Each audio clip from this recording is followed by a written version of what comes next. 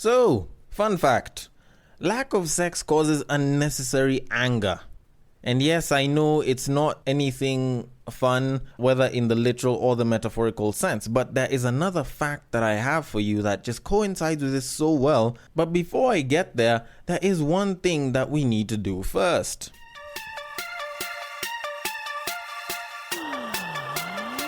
Get ready for the battle of the sexes.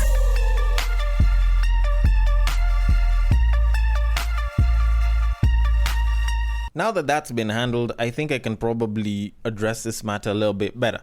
Now, to match the whole lack of sex causes unnecessary anger, I do have the best fact that I've gotten this entire weekend. And it is that I just realized that periods hurt men more than they do women. And yes, I know it sounds daft. It actually sounds quite daft, but you think about it. The number of guys that usually get the call that they can't come through and lay that pipe, or shorty isn't gonna come through so you can lay that pipe because they're on periods, is a little bit too much. And whenever that call comes in, it's never a nice one, because the aftermath of it is you trying to wonder whether you're gonna do a quick Five Alive here, a quick Pamela Henderson, if you know what I'm saying, or do you try and call up another babe on such short notice? And that usually doesn't go down very well for a lot of people. So in a sense, you can't say that the lack of sex because of periods has actually made more pissed off guys than we'd like to imagine. But anyways, before I get into why period sex can actually be a bit of a good option for some people, we have a podcast to do. So in as much as I'd love to get into it, I'll probably have to come back to it a little bit later. So, in typical fashion, welcome to Breaktime on West Side, your number one Breaktime podcast, coming to you from Nairobi, Kenya. The man on the mic is a man who is pissed off. He's a man who is angry, and you probably have a good idea why. He is a man whose favorite sex position is doing the dishes because he tends to have a lot on his plate. The man is none other than your tall, dark, and mildly handsome man, Sir Denver B. The show is Battle of the Sexes, your weekly love, sex, and relationship show, where I take resolved and unresolved stories and break them down into something a little bit more sensible and, uninformed, according to some people. And apparently, I talk about sex as well. Like a lot. But anyways, for those of you that have something that you think we should probably talk about on Battle of the Sexes, if there's a burning question, if there's a story that you've seen, if there's something that you've heard that you think we should probably discuss on the show, reaching me is super easy. You can just hit me up on IG at Breaktime on Westside, slide into the DMs, drop your question, drop your comments, and I will attend to it accordingly. On Facebook, you can also send it to the page at Breaktime on Westside, or just the Breaktime on Westside Facebook page. And on Twitter, if you want to slide into my personal DMs, it is at Bagaka. The D, the B, and the D are capital. So you can send it there and I will handle it accordingly. Now, I need to get on with the show, but before I do, I wanted us to discuss something that's been bothering me for a bit, and it was actually something that was being debated on in one or two of the groups that I'm in on WhatsApp. Now, the discussion was faring around marriages and more specifically marriage proposals, and it all stemmed from a simple question. If you propose to your lady in public when everyone is there and they reject you, does the relationship continue? And it was this whole heated debate of nah, I'd probably drop the babe because it's over from that point. How can she embarrass me? Blah, blah, blah.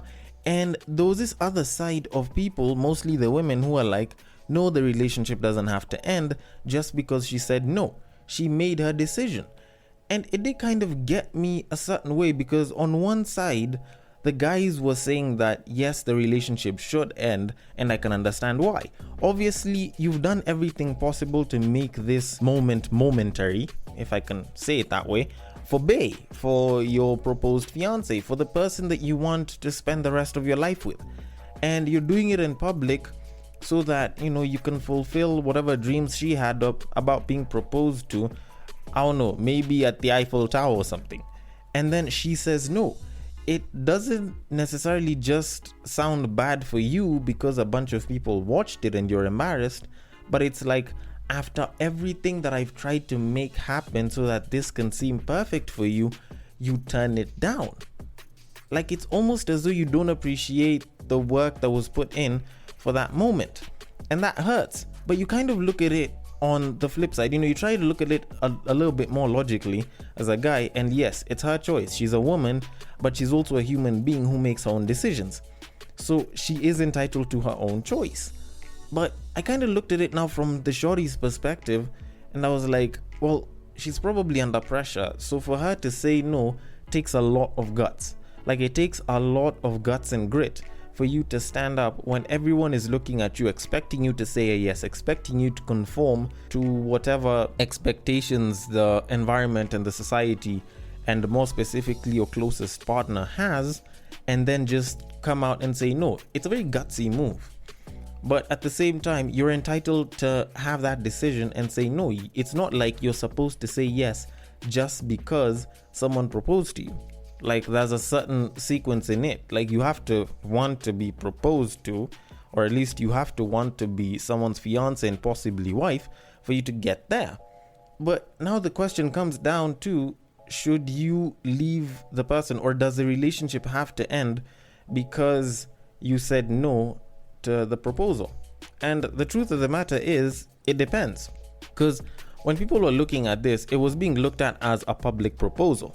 But if you made it a private proposal, if you made it something that happened between just the two of you, you were in the house and you were chilling, and he went down on one knee there, or maybe he just asked you if you guys could get married. Now, if you refuse it at that point, when it's just the two of you, and then you say, you know what, I can't, I'm not ready, I don't think we're at that stage yet, I think it makes sense, because at least there you have some reason as to why it is you don't want to marry this person. But now, if you do it in public, where there's a ton of people busy looking, and you have the nerve to say no to a ring that I have bought with my money, quite a lot of it, by the way, you are rejecting a proposal that I have taken days and months and possibly even years thinking of, and wondering whether you'd be fit, and vetted you and gave you the seal of approval, aka the ring, just for you to refuse it. Like, it feels like you're spitting in my face, especially in front of everyone else. And thus, it looks like you didn't even have the remorse to at least say yes. And yes, I know that sounds manipulative and all, but when you think about it, the whole idea of going down on one knee is almost like a manipulation tactic from women, because they say that they want this. They say that, we're the ones that manipulate them, but this is something that they've said they've wanted for a long time. It's just that nowadays, more women are coming up and saying, you know what, you don't have to propose to me publicly in front of the whole world. You don't have to take me to Mount Rushmore just so that you can pop the question. You can even do it in as simple a manner as just going down on one knee at home, or even just asking me straight to my face.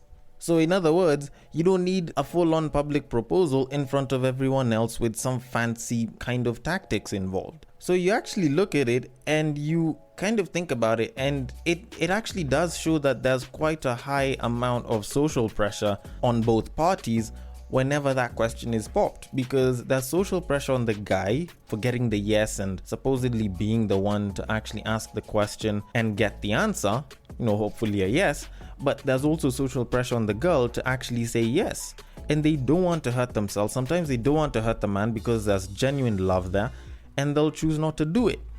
So I'd probably say, if you want to be on the safe side at a public proposal, do this. Say yes, take the ring in public, but the minute the both of y'all get home together, maybe for your celebratory fuck or some shit, make sure you take off the ring if you're not into the whole proposal, and just say, you know what, I love you, I care about you, you mean the world to me, but I am not ready right now, and I did not want to hurt you.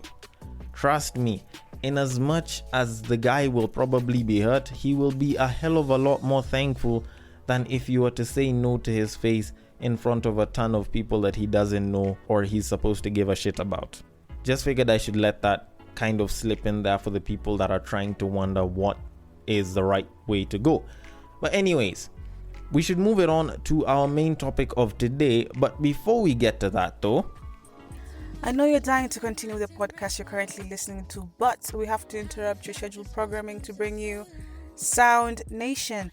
Delve into music ranging from hip-hop to rumba, rock to bongo, and much more. We shall review new albums as well as fresh singles whilst paying homage to the sounds of the past. Find our episodes on Anchor, Apple Podcasts, Spotify, or any other podcast streaming platforms. Alright, now that that's been handled, we need to move on to our topic for today. Now, while I was busy scrolling through the internet trying to enjoy the World Wide Web, I stumbled upon a very interesting story that kind of intrigued me to a very, very interesting degree.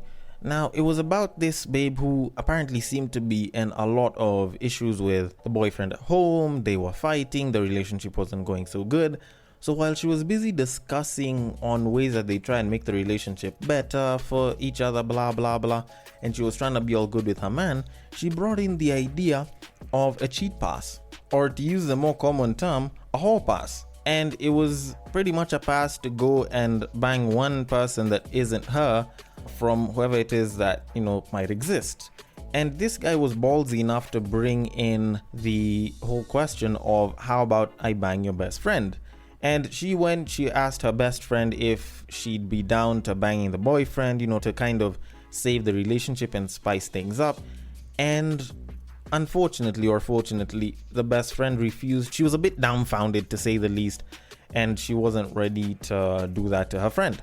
And what proceeded after that is the friend got pissed off, said that she's not supportive enough, she's not willing to help her save the relationship, and she's not being a good friend, blah blah blah. It's like she was gonna end the friendship or something of that sort. Now, the best friend didn't really know what to do, and it was a question that was posed to the rest of the internet on what that take would have been.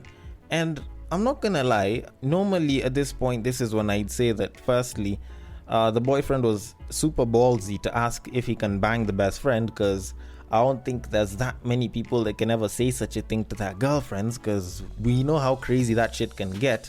Secondly, that woman needs help, because at what point do you think that fixing a damaged relationship means you allowing your boyfriend to go and bang another woman? Like, that's like saying, you know what, this is how you should start cheating on me, and I'm going to give you the first ticket so that you can get things off the ground. Like, it seems a little bit tough at this point to actually see this as a very good tactic to save the relationship. Like, I'm just saying. And I'd probably say that best friend probably gave up a pretty good bang, because this guy would probably do it like his life depends on it. Especially if he probably found the best friend to be extra fine. Because it's kind of like a thing with a lot of us guys. We start dating a babe, and then we realize that the best friend is probably even finer, and we're realizing that the best friend exists after the fact. And it's a bit weird. But that wasn't really what kind of got to me. What got to me was the comments, because when I was busy reading through a lot of the comments that people had given, besides the whole thing about your friend is crazy and you're a good best friend because you shouldn't be doing such a thing, blah blah blah, you're very supportive, don't let her bring you down, there was this whole thing that people were talking about and saying that it was a test from the friend on whether she, as the best friend, would bang her friend's boyfriend. And that was kind of the thing that got to me, because a lot of people were bringing it up, and it was mostly women who were bringing it up. Yes, a few guys here and there were like, this is probably a test.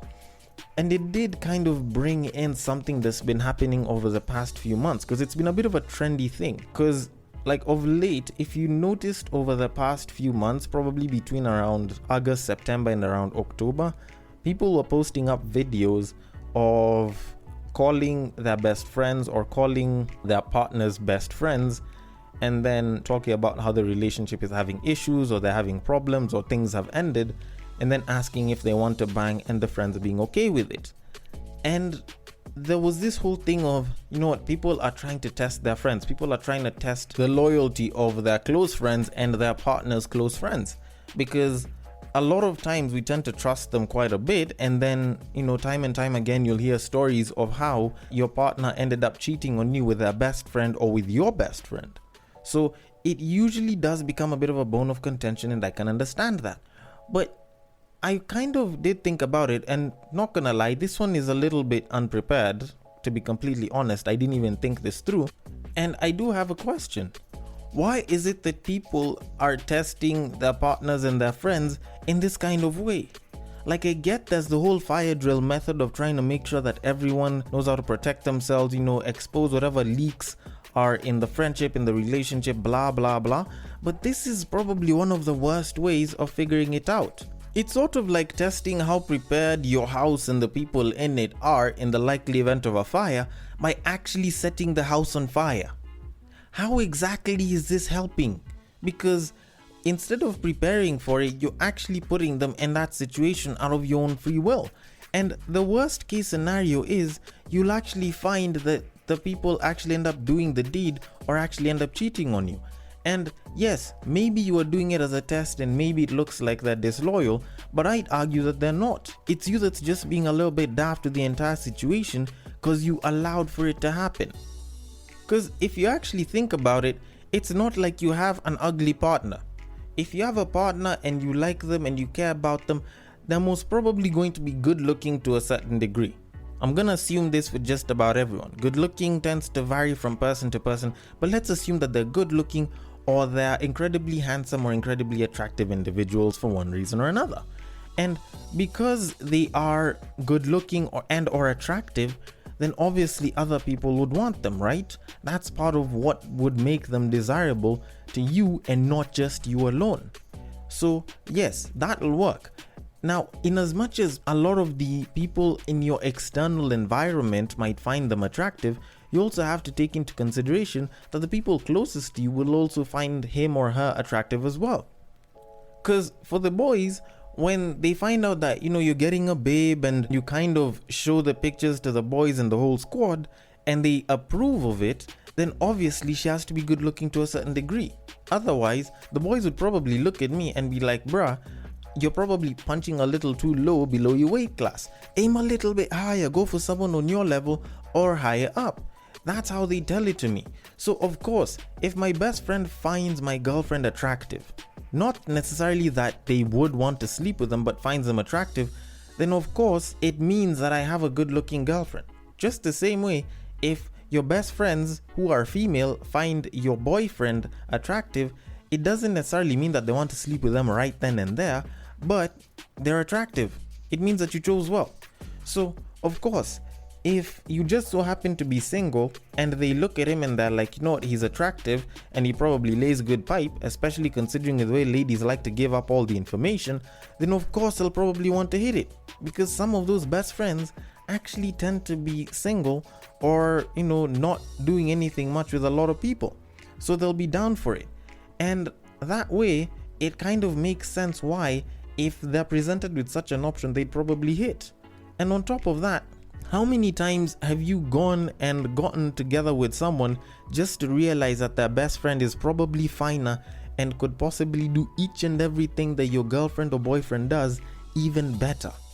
They probably have a bigger dick print, or she probably has a bigger ass, or she's finer as a person, even face-wise, or she knows how to throw it back, apparently according to the stories that you started getting from your girlfriend or something of that sort, or he really knows how to lay it down. All of that just shows that, sometimes you might meet someone and then you look at the best friend and you're like, damn, I should have probably gone for you before I went for him or her, So in the likely event that they're offered the opportunity of banging or being with someone that they probably lusted after like that, you think they're gonna say no? Of course not. So why bother testing such waters? Like, if you don't already trust your partner, then why are you with them at that time? If you're still with them and you don't trust them, then it probably means that you're unable to let them go, which probably means that you have attachment issues, which means that you should probably have yourself checked out by a certain professional, and that professional is most probably a psychologist. So why bother testing out such things if they're only supposed to bring for you pain? Yes, I know ignorance is bliss, blah, blah, blah, but you need to find out. If you think that there's a problem in the relationship, then you should probably do the best test that every single person normally is supposed to do. You sit down with your partner and you make sure you look at them, you make sure that both of y'all are somber, the both of y'all are in the best space to talk, and you just ask very, very well, baby, I just wanted to find out, how do you feel this relationship is going with you? Is there something you don't like? Is there something that you don't like? Is there something that we need to work on? I want your thoughts on it, because the both of us are in that relationship, right? Ask it like that. And ladies, please, this one I need to address it to you. Listen with the aim of understanding and not just to answer back and defend yourself. Like, just shut up and listen to your mans tell you what it is that they feel. And to my fellow men, because I know there's some of y'all that like to justify yourselves all the time, please shut up and listen and just understand what it is that they're trying to tell you. That way, you can cancel out whatever issues are there. Now, if you don't trust your friend and you don't think that they're very good for your partner, then you should probably look for a better way to actually test your friend's loyalty and not necessarily trying to bait them into actually sleeping with your partner. Although, then again, when you actually think about it, if it comes to you and your partner and you suspect your best friend, whether it is they want to bang your partner and whether it is they try it, if your partner chooses to be faithful with you, then they're not exactly going to fall for that prey. Because in this game, it takes two to tango. It's not like one is going to drug the other one and then bang them. That in itself is a form of sexual abuse, and most people would just call that rape straight up. So there's a pretty good chance that such a thing won't happen, not unless if the other person is actually ready to go to jail just for the pussy or just for the dick. Now, when you look at the close friends, especially of the opposite sex that want to be with you, then that one is a lot easier to decipher. A lot of them were thrown into the friend zone by you, so there's a pretty good chance that they do want to bang you. And even though they don't necessarily want to bang you or you didn't even put them in the friend zone, if you give them the option, there's an 80 or even 90% likelihood that they would bang you. So whether you like it or you don't, your friends either want to bang you or want to bang your partner, so please, you should probably come to terms with that fact and focus on having a good relationship with a faithful partner. But anyways, I want to know your thoughts on this. I could be wrong, I could be right. Hit me up on the IG at Breaktime on Westside. Slide into those DMs. Give me your thoughts, comments, and feedback. On Facebook, you can also do that on the Breaktime on Westside Facebook page. And on Twitter, you can slide into my personal DMs at Bagaka the D. Thank you so much for listening. And if you're listening through Castbox, you can leave your reply in the comment section of the app and I will attend to it as well. I will catch you guys on the next break. Take care.